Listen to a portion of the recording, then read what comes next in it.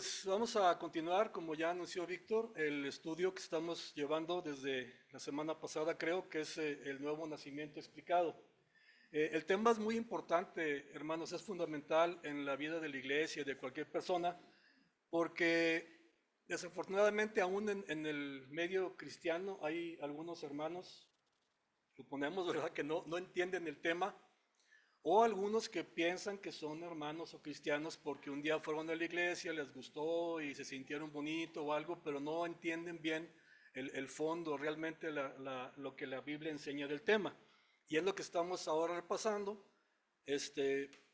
Quiero pensar que a lo mejor aquí ya la mayoría lo entiende, pero si no es así, pues bueno, que Dios use su palabra para que pues podamos tener un buen fundamento en lo que sabemos acerca de Dios, de Jesucristo, de la salvación y de sobre todo ahora el nuevo nacimiento. ¿Ok? Bueno, habiendo ya estudiado las dos primeras lecciones de este material, la primera habla acerca del asunto en general y el segundo capítulo habla del primer Adán. Creo que eso nos explicaba Rafa la semana pasada. Pues ahora vamos a continuar y siguiendo el hilo ahí de la lección y los comentarios del hermano Stanford, y quizá añadiendo alguna otra cosita interesante para enriquecer un poquito el tema. Entonces, son dos lecciones que vamos a tratar de ver hoy, la que habla de Satanás y la otra habla acerca del pecador. En este punto de Satanás, bueno, pues habla primeramente del tentador. Vamos a ver quién es y todo eso. Y luego el tentado. Y hay otro punto más en esta última, una condenación combinada. Bueno, vamos a ir analizando eso. Entonces, empezando, dice aquí la lección, entra Satanás y entra la muerte. Y wow, pues aquí se pone interesante, ¿verdad? Entra Satanás en el cuadro y entra la muerte. Recordemos que Satanás, como aprendemos aquí, es un ser celestial, el que tenía el más alto rango en todo lo que era el cuerpo, digamos, de ángeles, arcángeles y lo que haya en el cielo. Él era el mayor, él era el que tenía más jerarquía, un ser angelical, y pues nació en su corazón un pecado muy grande, el orgullo, la soberbia, y tuvo que ser echado del cielo. Ahora, voy a hacer una pregunta aquí, un planteamiento, y ustedes van a saber. Imagínense un país, el que ustedes quieran, donde en ese país el poder militar de repente toma el control del Estado por la fuerza, instituye un gobierno dictatorial dirigido por un general del ejército. ¿Cómo le llamaríamos a eso? ¿Cómo? Un golpe de Estado, ¿verdad? Un golpe de Estado. Bueno, pues el primero que conocemos y que vemos está aquí registrado en la Biblia y fue en el cielo, hace no sé cuánto tiempo. Ahora, pues todavía no existía la CIA, ¿verdad? Pero bueno, pues hubo golpe de Estado. Así fue. Entonces,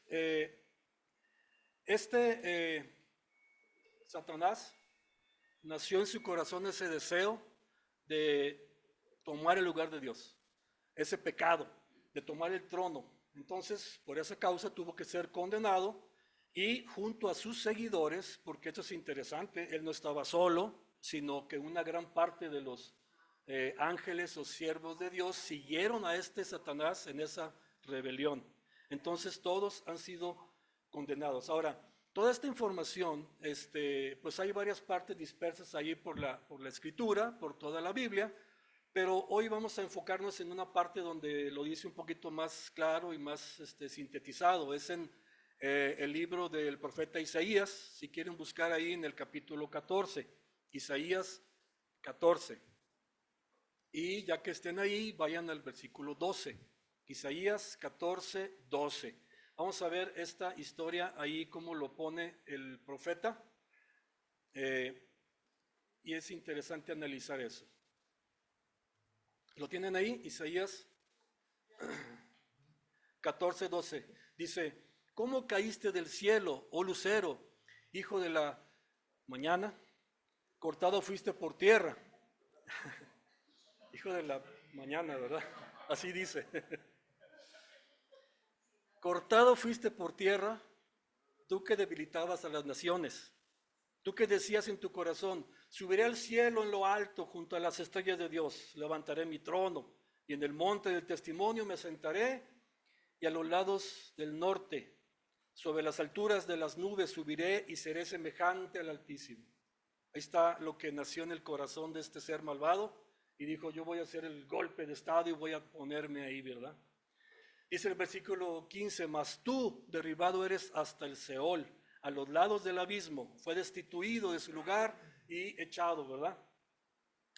Se inclinarán hacia ti los que te vean, te contemplarán diciendo, ¿es este aquel varón que hacía temblar la tierra, que trastornaba los reinos, que puso al mundo como un desierto, que asoló sus ciudades, que a sus presos nunca abrió la cárcel? O sea, ¿cómo es posible que esa persona que estaba en ese lugar tan alto, pues haya venido a caer en esa situación? Y todo eso es resultado del pecado que surgió en su corazón. Obviamente no pudo llevar a cabo todo su plan, pero sigue en operación. Y es lo que vamos a hablar a continuación. Ahora, yo aquí voy a apuntar dos cosas adicionales un poquito a la lección, porque hay dos errores que muchos todavía como cristianos pudiéramos estar considerando o pensando. Y el primero es este, hermanos. Satanás sí existe. Satanás sí existe. ¿Por qué lo digo? Porque, pues contrario a lo que muchas personas piensan, hasta cristianos inclusive, piensan que no existe. Creen que solamente no pasa de ser un principio de maldad o influencia que se manifiesta en el hombre y en el mundo en general. Pero no es así. Y la mejor estrategia que tiene el diablo para operar y para influir en este mundo es precisamente que la gente crea que no existe. Entonces, cuidado, porque sí existe. Y la Biblia revela a Satanás con las características de una persona, con voluntad, con inteligencia, etcétera. De la misma manera como nos presenta a Cristo como una persona en las Escrituras, así también presenta a Satanás. Entonces, si aceptamos la existencia de Jesucristo como una persona, por medio de la revelación de la Escritura, también debemos entonces aceptar la existencia de un ser con personalidad rebelde como es Satanás. Entonces, quitémonos la idea de la cabeza de que no, pues es que no existe, es una idea. No, sí existe. Y otro error también, pues que luego muchos cristianos pudiéramos caer en ese error, es pensar que nuestros pecados son por causa o influencia directa de Satanás. Ay, es que el diablo me incitó a que yo hiciera aquello o esto, ¿verdad? Y no es así. Satanás tiene una intención principal que ya vimos en un principio, que es construir su propio reino por encima del reino de Dios y ser el Dios. Y él está enfocado en eso. Él no está tanto enfocado en que venga a hacer que cada cristiano peque, ¿verdad? Lo puede hacer, claro que sí, pero recordemos que Satanás no es omnipresente, él no está en todos lugares, no puede tentar a todo mundo de manera diferente a cada quien, ¿verdad? Eso no es posible. Ahora, es cierto que tiene un cuerpo grandísimo de seguidores que son demonios y no sé qué, que sí pueden influir, ¿verdad? Pero Satanás está en otra cosa. Él está enfocado más en influenciar a este mundo de tal manera que él pueda tomar el control. Y es lo que está haciendo. En su programa de influencia mundial, pues incluye todo, hermanos, en el mundo, ¿no? Ustedes pueden hablar de la educación, por ejemplo, de la cultura, de la ciencia, de las artes, todo está influido por Satanás. Entonces, eso es un gran peligro, pero esa es su ocupación principal, ¿ok? Incluye también entre esas esferas que él influye directamente la cultura, como ya dije, la moralidad inclusive y la religión. O sea, ahí también están las ideas del diablo. Entonces, ¿cómo? Pues mire, el apóstol Pablo escribe en su segunda carta a los Corintios, en el capítulo 11, segundo a los Corintios 11, 13, dice así, porque estos son falsos apóstoles, obreros fraudulentos, que se disfrazan como apóstoles de Cristo. Y no es maravilla, porque el mismo Satanás se disfraza como ángel de luz. Así que no es extraño si también sus ministros se disfrazan como ministros de justicia, cuyo fin será conforme a sus obras. Entonces, toda la influencia está ahí, inclusive en las cosas que pudiéramos pensar que son muy buenas, hasta las cosas religiosas, pues el diablo por ahí también mete la cola. Y miren, hermanos, híjole, serio ver lo que pasa cada día en el mundo, cómo el diablo se mete por todos lados y está influenciando. Ahora el tema de las redes sociales, ahora de la inteligencia artificial, que es un peligro que está creciendo bastante, sobre todo con nuestros jóvenes. Esta semana, apenas ayer o antier, terminamos de ver una serie, ustedes la pueden ver en Netflix, se la recomiendo, se llama algo así como Adolescentes o Adolescentes, está muy buena, véanla. Exactamente, híjole, lo que las redes sociales pueden hacer, la angustia de los padres que no podemos estar todo el tiempo viendo lo que están haciendo nuestros hijos a través de redes sociales, qué es lo que envían, qué es lo que reciben, qué es lo que ven, o sea, no podemos estar todo el día en eso y ellos están ahí. Entonces, híjole, es serio, ¿no? Entonces, bueno, la influencia de Satanás está por todos lados. Ahora, volviendo al punto, la Biblia nos enseña entonces que el pecado viene del corazón perverso del hombre, depravado. No necesitamos la influencia directa del diablo para que vayamos a pecar. Ahora, pues si el diablo viene y me incita, pues también podría pecar, pero ya está ahí en el corazón. ¿Se acuerdan que apenas terminamos hace unas semanas la carta a los Gálatas? Y ahí vimos en el capítulo 5, bueno, una parte muy bonita habla del fruto del Espíritu, pero antes de eso nos habla de las obras de la carne. ¿Se acuerdan esa lista horrible que está ahí? Bueno, pues eso ya está en el corazón del hombre. No necesito que Satanás venga y me diga, es así, ya está ahí. Miren, ahora en el Evangelio según Marcos, búsquenlo ahí por favor, Marcos capítulo 7, Marcos 7:20. Marcos 7:20. Y ahí tenemos al mismo Señor Jesucristo, al Salvador. Él está hablando con alguien y le dice así: pero decía que lo que del hombre sale, eso contamina al hombre, porque de dentro del corazón de los hombres salen los malos pensamientos, los adulterios, las fornicaciones, los homicidios, los hurtos, las avaricias, las maldades, el engaño, la lascivia, la envidia, la maledicencia, la soberbia, la insensatez. Todas estas maldades de dentro salen y contaminan al hombre. Entonces, no necesitamos que el diablo venga y nos incite a pecar. Ya está ahí en nuestro corazón. ¿Se fijan mucho se fijan cómo esta lista se parece mucho a la de Gálatas? Bueno, pues ahí está. Entonces, quitémonos esas dos ideas de la cabeza. Si usted ya la tenía, el diablo sí existe y mis pecados no son necesariamente porque el diablo me está incitando. Ya están en nuestro mal corazón. Entonces, regresando al punto de Satanás y su rebelión. Cuando él dijo, subiré al cielo, él se rebela en contra de la voluntad de Dios, pero fracasó en su intento. Sin embargo, no se frenó en ese intento de controlar el mundo. Fíjese, porque él sabía que si podía controlar la raza humana o Adán desde un principio, hacer lo que desobedeciera, él podría entonces controlar toda la raza humana y así él levantarse como el Dios de este mundo. Y él continúa entonces con sus planes, aunque ya no está sirviendo a Dios en el cielo. Entonces, nuevamente tenemos que tener en cuenta y no perdamos de vista a Adán, que es el que nos representa hasta este punto, ¿verdad? Vamos a ir viendo cómo evoluciona. Entonces, ese fue el punto del tentador. Ya hablamos de Satanás. Ahora vamos a hablar de el tentado, o sea, el que recibe esa tentación de parte del diablo. Bueno, recordemos que Dios había dado un mandato para protección a Adán y también una advertencia sobre las consecuencias de desobedecer ese mandato, lo cual iba a ocasionar ¿qué? ¿Se acuerdan? Si él desobedecía, la muerte, ¿verdad?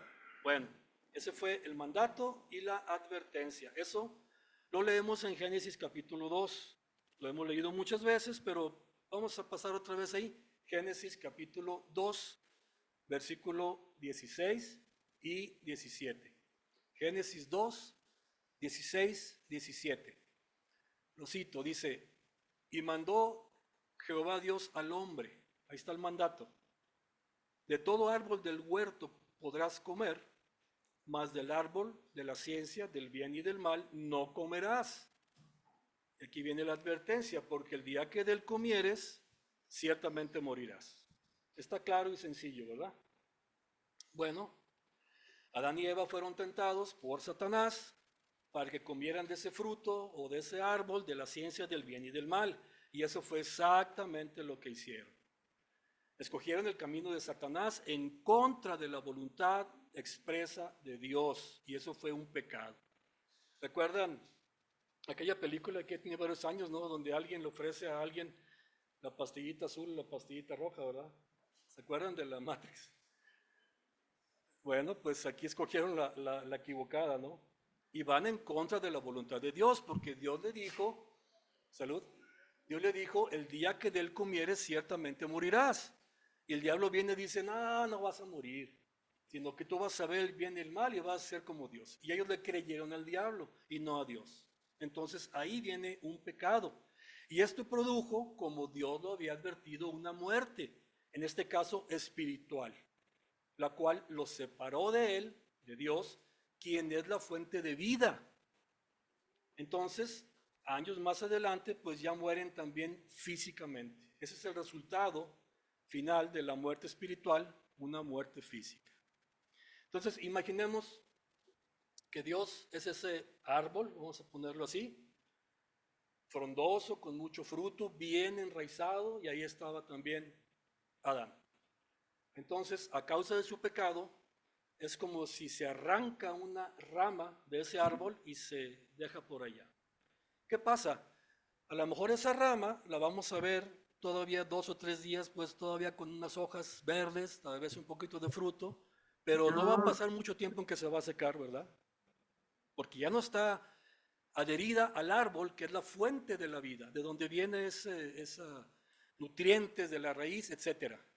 Pues eso fue lo que pasó. Él en ese momento queda separado, queda muerto espiritualmente y después de un tiempo viene la muerte física. O sea, en ese momento es muerto espiritualmente y empieza a morir físicamente. Pasaron, no sé, algunos años, pero bueno, entre esa muerte espiritual y esa muerte física, Adán engendra un hijo. Y dice aquí en Génesis 5:3, y vivió Adán 130 años, mire todavía, vivió 130 años, y engendró un hijo, pero vea lo que dice, a su semejanza, conforme a su imagen, y llamó su nombre Set. Ahora, ¿cuál es la imagen y la semejanza a la que fue creado este Set? Bueno, pues su papá Adán ya había sido arrancado del árbol, que es la fuente de la vida, y estaba por allá. Entonces, Set nació en esa misma condición. Y el hijo de Set también. Y el hijo del hijo de Set. Y el hijo, y así nos vamos, ¿verdad? Todos en esa misma condición, arrancados, destituidos de esa fuente de la vida que es el Señor. Y eso nos lleva entonces hasta Romanos 5:12, Romanos 5:12, donde la escritura dice, por tanto, como el pecado entró en el mundo por un hombre y por el pecado la muerte, así la muerte pasó a todos los hombres, por cuanto todos pecaron. Entonces, esa es la condición. Todos físicamente nacimos en ese grupo, en esa familia, en esa raza de Adán, separados de la fuente de vida que es el Señor, que es el mismo Dios. ¿Hasta aquí vamos bien? ¿Se entiende, verdad? Bueno, entonces él produjo en su propia imagen una raza condenada y esclava de Satanás, hablando de Adán, ¿verdad? El hombre cayó de la inocencia y pasó a ser un enemigo de Dios. ¿Por qué? Porque consciente o inconscientemente Adán se hizo cómplice de Satanás, se hizo cómplice en esa rebelión. Y ahora, pues, como nosotros también venimos de ahí, directa o indirectamente somos parte y también estamos separados. Somos parte de ese, sí.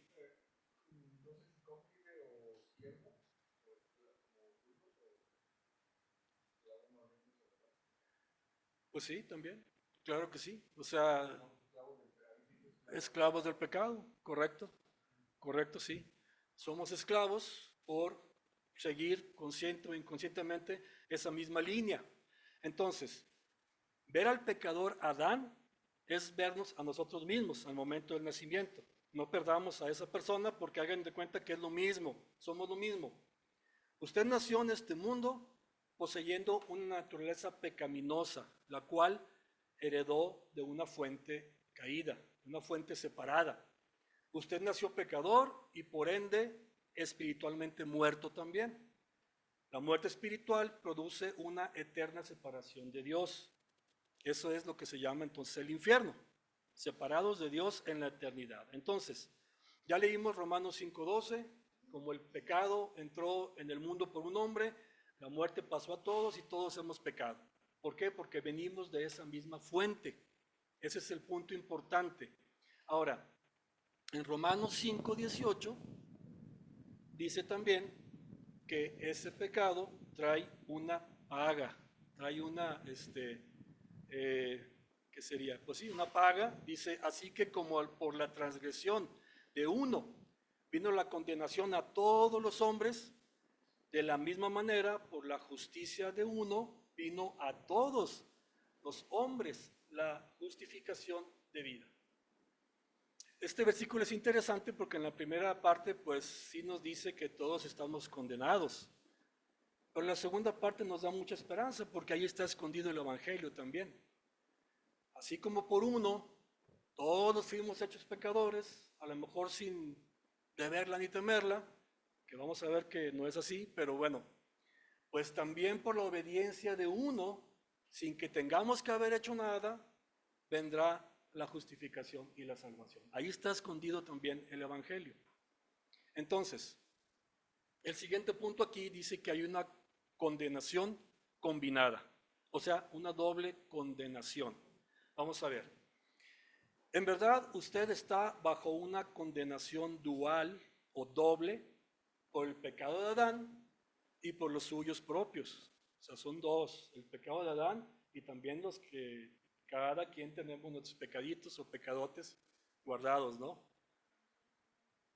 En el capítulo 2 de Efesios, Dios dice que los pecadores están muertos en sus delitos y pecados. En sus delitos y pecados, o sea, ya está hablando de algo más personal. Salud. Y que por naturaleza son hijos de ira. Así dice en Efesios. Entonces no hay esperanza, estamos o estuvimos sin Dios en este mundo, sin esperanza. Pero en Juan 3:18, vamos a ver qué dice Juan 3:18. Dice, el que en él cree no es condenado. Y aquí otra vez más se esconde el Evangelio. El que en él cree no es condenado, pero el que no cree ya ha sido condenado porque no ha creído en el nombre del unigénito Hijo de Dios. Entonces, si no hemos creído todavía, si usted no ha creído todavía, pues está en condenación. Pero si ya ha creído, pues mire, gracias a Dios, usted también ya es parte de esa familia. Ahora, hasta aquí todo suena bastante feo, ¿verdad? No hay nada agradable aquí, todo se ve bastante oscuro. Es un lugar muy incómodo para estar. Digamos que la posición de estar en este grupo pues es bastante adversa, ¿no? Aquí no solamente está uno condenado y en dirección al juicio del gran trono blanco por haber pecado contra Dios y no confiar en Él, sino que también se está uno condenado por haber heredado de Adán esa naturaleza pecaminosa que ya explicamos. Entonces, puesto que hemos nacido en una familia que es bastante mala, digamos, pues espiritualmente nos encontramos en la ruina, ¿no? En la bancarrota, en ese momento. Bueno, eso es por estar en una familia equivocada, una raíz equivocada, entonces la conducta, ahora la condición, digamos, es también un fruto que no es bueno. Eso es entonces la situación. Dice en Romanos 3:23, por cuanto todos pecaron y están, dice, destituidos de la gloria de Dios. ¿Se acuerdan lo que pasó con Satanás en el cielo? Que él era el mero después de Dios, ¿verdad? Pues fue destituido por su pecado, fue quitado, lanzado fuera del cielo, de la presencia de Dios. Bueno, también toda persona que está bajo pecado es destituido de la gloria de Dios. Y eso pasa con cada persona que está todavía en ese grupo o familia por nacimiento físico. Ahorita vamos a ver entonces la siguiente lección que nos aclara un poquito más de eso. ¿Hasta aquí vamos bien, hermanos? ¿Se entiende? Muy bien. Vamos a la siguiente lección. Dice el pecador. Y aquí nos plantea creo que tres puntos. Lo primero es una pregunta, luego nos da una respuesta y luego nos habla acerca de una ceguera y culpables al final. Vamos a ver. Vamos a hablar ahora del pecador y empieza con una pregunta. Antes de eso, nos aclara aquí la lección que hemos llegado hasta este punto, a la mitad del camino para llegar a la meta de ser cristianos. Porque esto es importante entender, hermanos, cuál es el problema. Porque muchas personas no entienden cuál es el problema. Muchas personas cuando escuchan el Evangelio dicen, no, pero yo soy buena persona, yo no he asaltado a nadie, nunca he hecho una violación, no, yo soy bueno, eso es para otra gente. Ve a las cárceles, allá sí, pero no ese es el punto, ¿verdad? Hay que entender cuál es la problemática para entonces saber en la posición adversa en que nos encontramos. Cuando entendemos eso, pues ya estamos a la mitad del camino, ¿no? Por eso aquí se menciona de esa manera. Pues, ¿cuál es la situación? Pues estar sin esperanza y sin Dios en el mundo y solamente queda un camino para seguir. Y aquí dice que el camino es que para subir primero tenemos que bajar. Y va a explicar ahora. Entonces, solamente habría una solución posible para resolver este tema.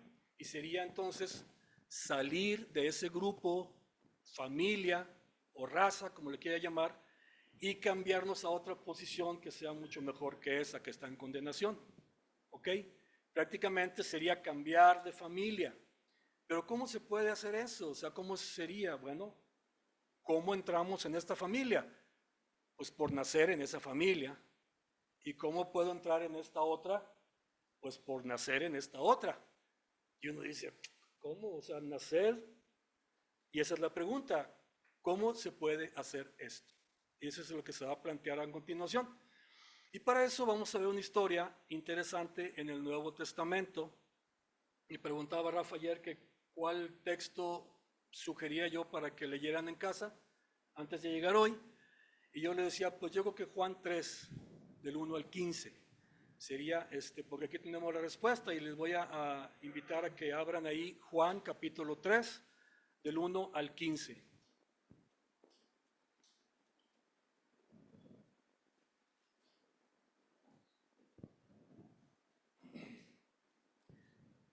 Voy a ir leyendo y haciendo algún comentario ahí para entender un poquito mejor.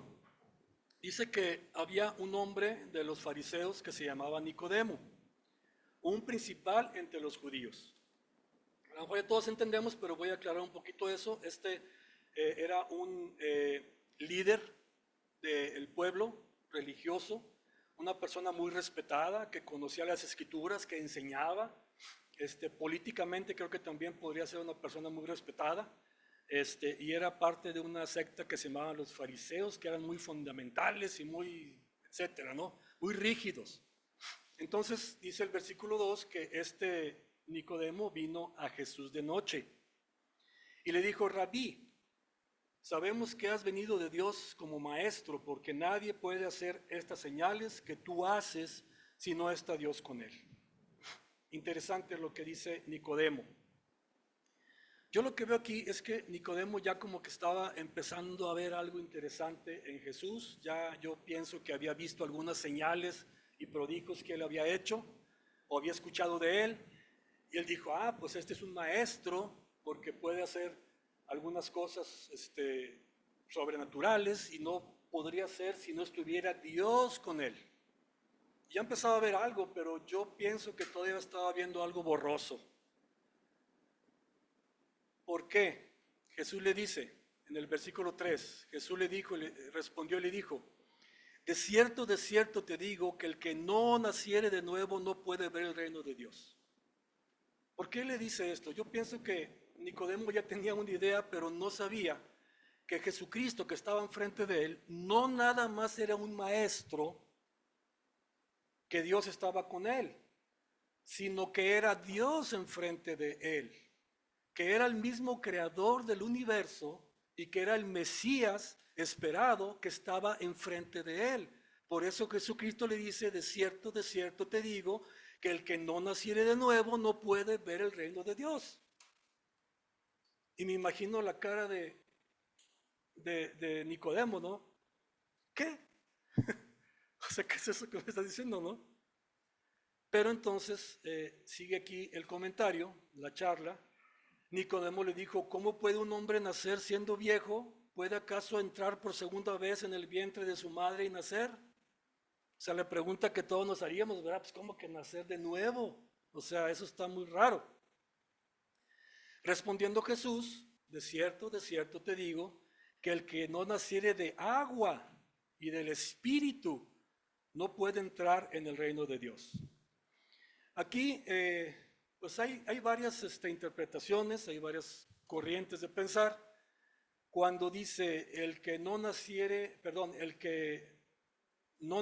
del agua, una corriente de pensamiento dice: bueno, es que se refiere a que te tienes que bautizar por el agua. Y como que no checa, ¿verdad? Porque el bautismo sería una obra, digamos, que no es requerida para salvación, no es indispensable. Tenemos el caso de la crucifixión de Jesús, donde hay dos ladrones y uno de él dice: Señor, pues llévame a tu reino, ¿no? Y esta noche, este día estarás conmigo en el paraíso. Y él no se bautizó y él está en el paraíso porque Cristo lo prometió. Entonces eso como que no checa. Otra corriente, que es lo que yo pienso también y creo, pero cada quien pues puede tomar su idea, es que ese que dice no naciere del agua se refiere a nacer físicamente del vientre de una mujer, porque el bebé está en agua y nace entonces, ¿ok? Y después del espíritu, o sea, tienes que tener dos nacimientos, Nicodemo, el que ya pasaste de tu mamá y ahora espiritualmente. Eso es lo que yo puedo entender. Dice: no puede entrar en el reino de Dios, y creo que lo confirma porque dice: lo que es nacido de la carne, o sea, el primer nacimiento, el del agua, carne es, y lo que es nacido del espíritu, espíritu es. No te maravilles de que te dije: os es necesario nacer de nuevo. El viento sopla de donde quiere y oye su sonido, mas ni sabes de dónde viene ni a dónde va. Así es todo aquel que es nacido del Espíritu. Respondiendo le dijo Nicodemo: ¿cómo puede hacerse esto? Respondiendo Jesús le dijo: ¿eres tú maestro de Israel y no sabes esto? Socas, ahí sí le dio, ¿verdad? ¡Pah! ¿Cómo que no sabes? Bueno, ¿no sabes esto? De cierto te digo que lo que sabemos hablamos y lo que hemos visto testificamos, y no recibís nuestro testimonio. Si os he dicho cosas terrenales y no creéis, ¿cómo creeréis si os dijere las celestiales? Nadie subió al cielo, sino el que descendió del cielo, el Hijo del Hombre que está en el cielo. Y miren, ahora aquí creo yo que es donde viene la respuesta de Jesús. Y le dice, como Moisés levantó la serpiente en el desierto, así es necesario que el Hijo del Hombre sea levantado, para que todo aquel que en él cree no se pierda, mas tenga vida eterna. Hagan de cuenta que le dice, oye Nicodemo, tú eres maestro de Israel, conoce las escrituras, pues abre el rollo y mira ahí donde está esta historia de las serpientes en el desierto y Moisés levantando el asta, y esa es la respuesta. Yo soy esa respuesta a esa profecía que había en el Antiguo Testamento. El que veía al asta y creía, pues era salvo. Y así yo soy ahora esa serpiente que va a ser condenada y levantada en una cruz. Ahí estuvo la respuesta. Y esa es la respuesta para nosotros. Cristo es el que va a hacer esa salvación para todo aquel que cree. Simplemente lo cree. Y esa es la respuesta.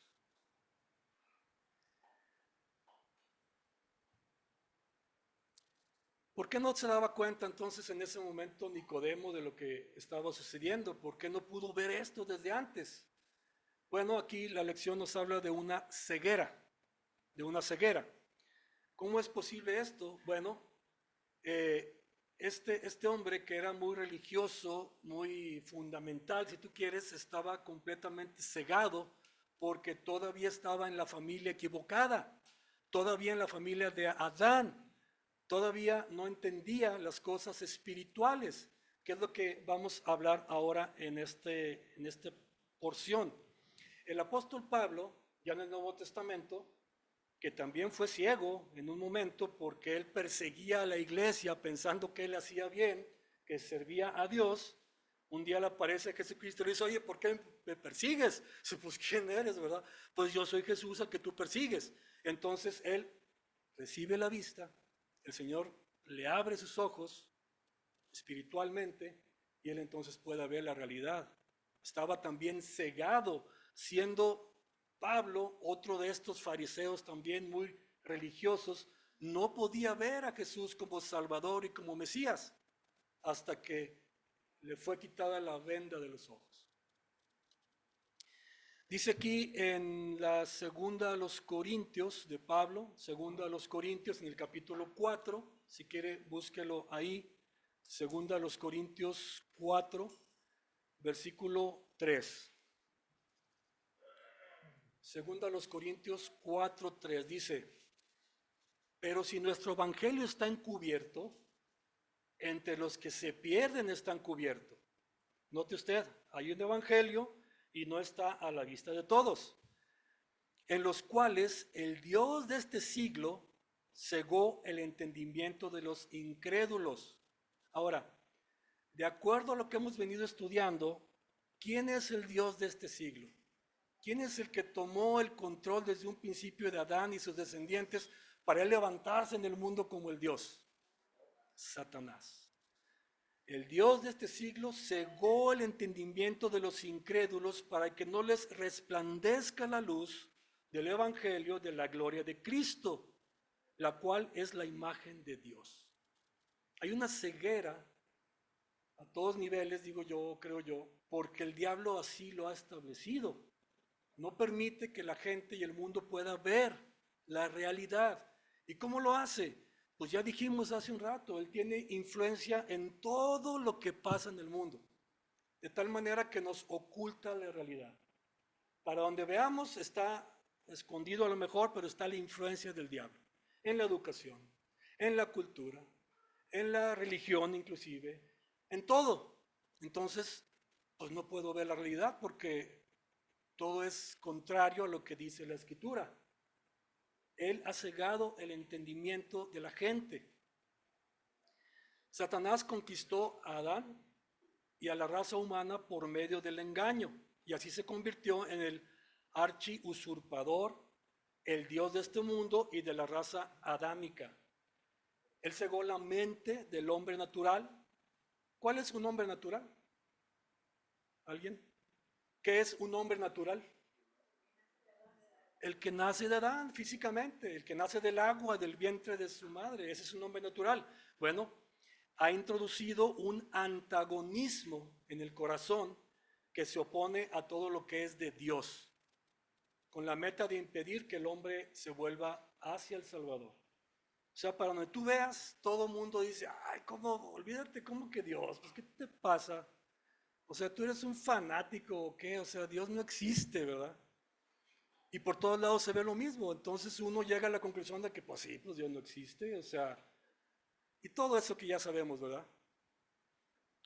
Bien, la Biblia dice, vamos a ver aquí unos 3 pasajes, empezando con Romanos 8, 7, si quiere buscarlo ahí en su Biblia, Romanos 8, 7. Lo leo, dice, por cuanto los designios de la carne son enemistad con Dios. Los designios de la carne son enemistad con Dios. Mi carne no es amigo de Dios. O sea, no, mi carne no busca a Dios. Porque no se sujetan a la ley de Dios, ni tampoco pueden. O sea, es algo ya implícito de manera natural en el hombre natural. Ahora vamos a los Corintios 2:14. También es el apóstol Pablo, pero ahora a una iglesia en Corintio le dice en el capítulo 2:14, en la primera, pero el hombre natural, ya entendimos cuál es el hombre natural, no percibe las cosas que son del Espíritu de Dios, porque para él son locura. Ahora dígame usted si no, usted platica con personas acerca de Jesucristo y te van a decir, este está loco, ¿verdad? Bueno, no las puede entender porque se han de discernir cómo espiritualmente. Pero el espíritu del hombre natural está muerto o separado de Dios, por eso no se puede entender. Hasta que en algún momento Dios le abra los ojos y pueda entender el Evangelio y creer plenamente. Ahora regresamos a Romanos capítulo 3. Romanos 3, 10 y 11. Romanos 3, 10 y 11. Y aquí creo que Pablo está citando de los salmos. Dice, como está escrito, no hay justo, ni aún uno. No hay quien entienda, no hay quien busque a Dios. Y esa es la condición del hombre natural, del hombre que nace en esa familia de Adán. Entonces, hasta llegar a este punto, pues la cosa sigue siendo fea, ¿verdad? Se sigue viendo muy oscuro y uno dice, uy. Aquí algunos pensamientos que podría haber es, por ejemplo, todo el tiempo he puesto mis ojos en Adán y en él no ha habido más que condenación y muerte y yo estoy ahí. ¿Dónde está Dios en todo este cuadro? Parecería como que él no ha podido hacer nada, estoy perdido, estoy condenado, yo no escogí esto de estar en esta familia. O sea, son cosas que pueden venir a la mente de cualquier persona que llega a este punto de entendimiento. ¿Ok? Bueno, salud. Y sentirnos como que somos víctimas, ¿verdad? Exactamente. Bueno, pues querido amigo, lo entiendo y usted está en lo correcto, en parte, dice la elección, en parte. Es verdad que no pudo usted evitar estar condenado en Adán y por lo tanto ser un pecador perdido por naturaleza, eso es cierto. Pero también es cierto que usted es pecador condenado por su propia elección, en pensamiento, en palabra, en obra. ¿No es verdad que hemos quebrantado los mandamientos de Dios? Usted diría que yo no he quebrantado ningún mandamiento de Dios. O sea, pues la verdad es que seamos honestos, ¿verdad? Y aquí menciona la elección, oye, por lo menos has guardado el primer mandamiento. El primer mandamiento Jesucristo dijo en Mateo 22, amarás al Señor, porque alguien le preguntaba, ¿qué puedo hacer para hacer? Bueno, mira, son 2 cosas y se resume toda la ley. Toda la ley del Antiguo Testamento se resume en 2 cosas. Primero, amarás al Señor tu Dios con todo tu corazón, con toda tu alma y con toda tu mente. Es el primer y grande mandamiento. Y el segundo, Jesucristo dice, amarás a tu prójimo etcétera. Por lo menos el primero lo hemos guardado. ¿Usted diría que toda su vida siempre ha tenido a Dios como lo máximo? ¿Nunca ha estado usted ahí primero de decir, híjole, está difícil la situación? No, pues mejor voy a decir que no, ¿verdad? Y no hay problema. Al cabo nadie se va a dar cuenta, ¿verdad? Y cosas así. O sea, como esconder que soy cristiano o hacer algo que no conviene, etcétera. La verdad es que todos hemos cometido pecado. ¿Estamos de acuerdo? Bueno, y en Santiago, capítulo 2, versículo 10, dice, porque cualquiera que guardare toda la ley, pero ofendiere en un punto, se hace culpable de todos. Ups, o sea, más pesado, ¿verdad? Bueno, pues esta condenación que se menciona aquí en estas lecciones, pues es bien merecida. O sea, alguien diría, no, pues es que yo qué culpa tengo, como decían, soy víctima, yo por qué nací en esa familia. Ok, pero también tú has cometido pecados voluntariamente en contra de Dios y eso también te condena. Entonces tenemos una doble condenación, una doble pena, digamos.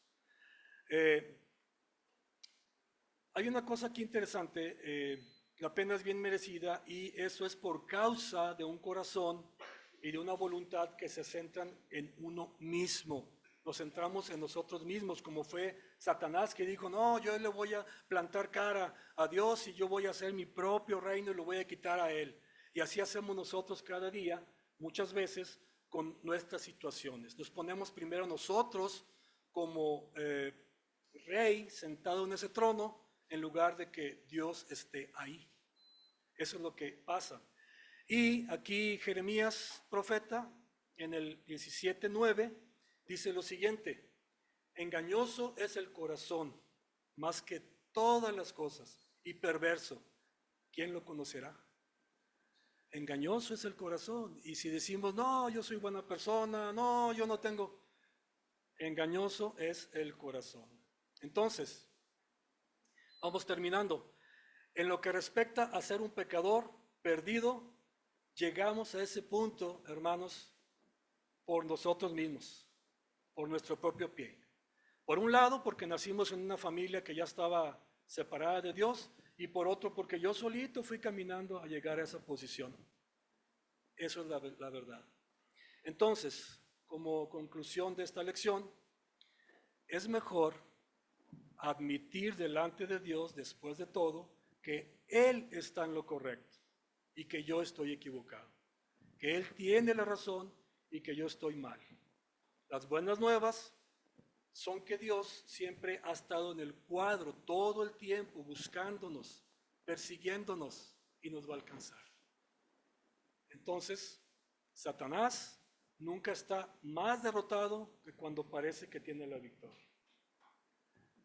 Aquí termina esta lección, no se pierdan las que siguen porque vienen entonces mejores situaciones. ¿Ok? Bueno, así es. Gracias por su atención. Si no pudo ver la lección, pues creo que se suben por ahí en el canal de YouTube. Dios les bendiga. Gracias.